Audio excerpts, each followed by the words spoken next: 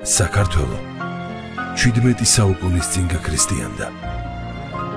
მას შემდეგ ჩვენი ისტორია ქრისტიანული და შესაბამისად ევროპული იდენტობისთვის განუწყვეტელი ბრძოლაა. დღესაც გვიწევს უკომპრომისო ბრძოლა ტრადიციული ევროპული ფასეულობებისთვის. გვიწევს ბრძოლა მშვიდობისთვის, ღირსებისთვის და კეთილდღეობისთვის.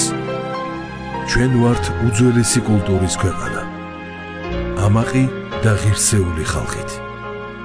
სწორედ ღირსებამ შეგვინარჩუნა სახელმწიფოებრიობა 1000 წლეულების განმავლობაში და ამ ღირსებით უნდა შევქმნათ დამოუკიდებელი საქართველოს ნათელი მომავალი.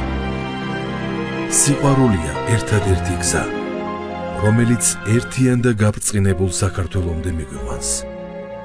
რადგან მტრობით დანგრეული მხოლოდ სიყვარულს უშენებია.